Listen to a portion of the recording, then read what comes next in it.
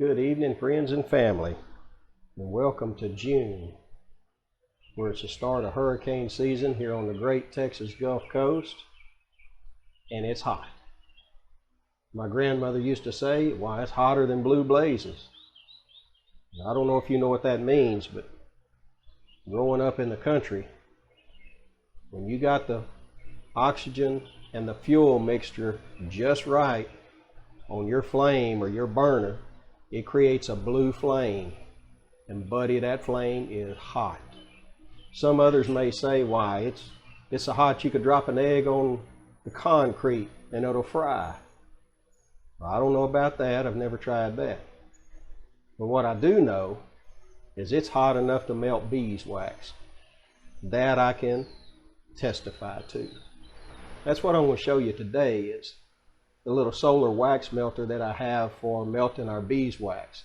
Now, like I said, it's the middle of June, June 15th, and here in the next couple of weeks, we'll start robbing our honeybees. The tallow trees are still blooming, which is a little unusual for us here. Usually they are tailing off now and finishing up, but this year, I guess with the freeze, it prolonged things a little bit, and we've still got a tallow bloom happening.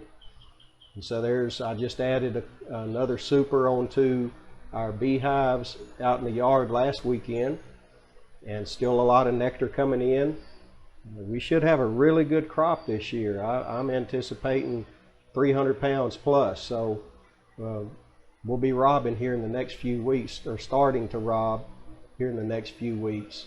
And when we do that, what you wind up with is wax cappings, and I'll show you that process when we rob, how that we take the honeycomb off of the hives, how that we get the bees out of the boxes before we bring them in, and then how we uncap the frames and spin them in our extractor, and we separate out those wax cappings. And when we get those wax cappings separated out, we'll put them into a plastic bucket, and as time permits, we'll put them into this wax melter and close the lid on it, set it out in the hot July, August sun, where it gets, it takes about 160 to 80 degrees to melt the beeswax, and it will melt that wax. So let me show you here just what we've done with some wax that I had left over from last fall. It cooled off too much where I couldn't melt that last fall, so every spring when it starts getting hot again, I'll take the bucket of wax capping that I have from the fall crop and I will melt them. So this is just a little homemade melter. It's got a plexiglass top on it, black. It's 1x12 and just painted black. And inside, and I'll take some pictures here in a minute and post them into the video, but we've got just like a turkey pan sitting in here that we put the wax in, and got a little drain hole fixed in it and a little strainer that the wax flows through, and the honey and the wax will flow through here, and when it flows in, well, we catch it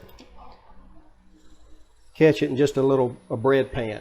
And you can see here, this is what I did the last couple of days.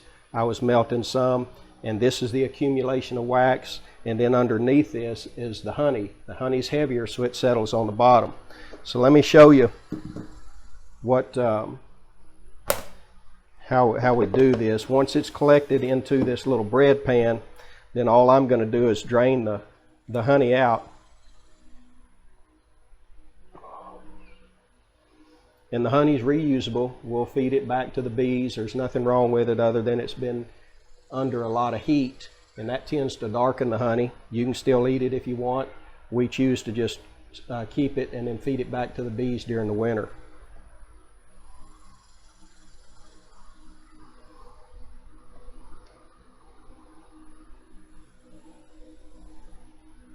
A little messy, gets a little sticky.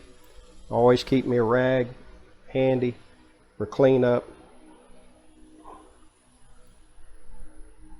Just drain that honey off.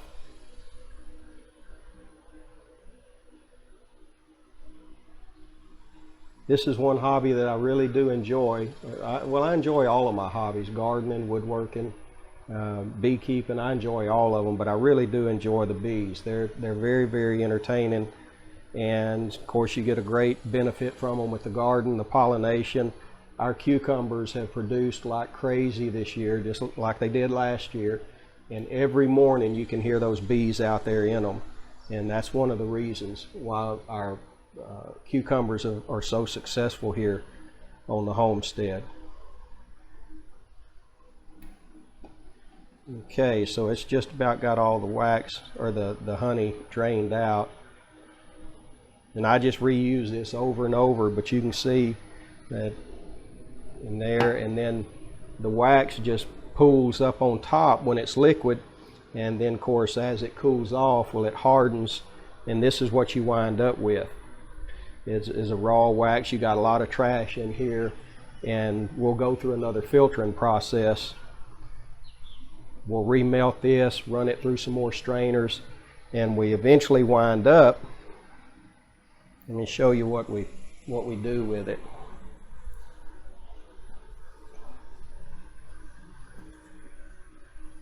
We'll wind up with another butter dish size of good, clean, filtered wax that looks about like this here. That's just a butter dish size. That's what I put it in, just a plastic tub. And you can see all of it's just clean filtered wax. And once I get it into this state, then I can also melt it, remelt it, put it into candles or these little 1 ounce bars. The folk that make lip balms and stuff of that nature, they use this wax for that, and you can see a nice little clean 1 ounce block. So that's what we wind up doing with it. I don't like throwing anything away from the hive that we don't have to. Of course, the honey, we use that and we sell it here locally. And then of course the wax, we filter it, clean it up, and sell it here locally. But that's kind of what happens once we get the cappings off of the frames.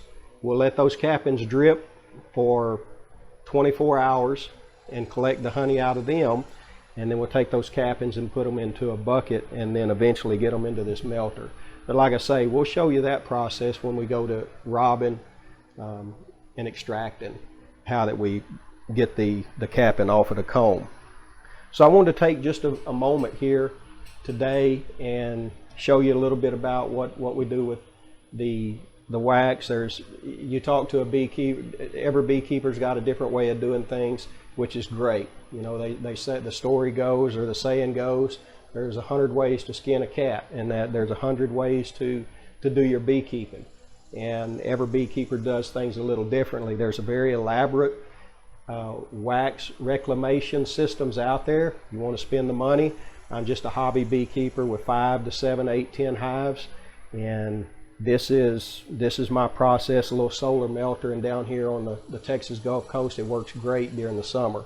I'm able to render my wax and recover it. So just a quick shot of what we do, and I really do appreciate you guys taking the time to continue watching our videos. It's entertaining to see some of your comments and your feedback. We really do appreciate that. Tell us some of the things that you like to see in the comment section. Tell us some things that you know that you're really not interested in. That's fine too. That'll just help us get content out that you all as the viewer enjoy seeing. I know our family, which is a lot of our subscribers. They enjoy seeing the kids. They enjoy seeing what we do around here on the homestead, and that's what we like to focus on. If you remember back, you've watched some of our early videos. That was one of our goals. That was our mission, was to produce content for our family and have our family be able to see what we do around here that don't live around us. So, but please give us some feedback and like the video if you would, and you like it. Share the video, and if you haven't subscribed yet, well, we would certainly appreciate that if you choose to do so.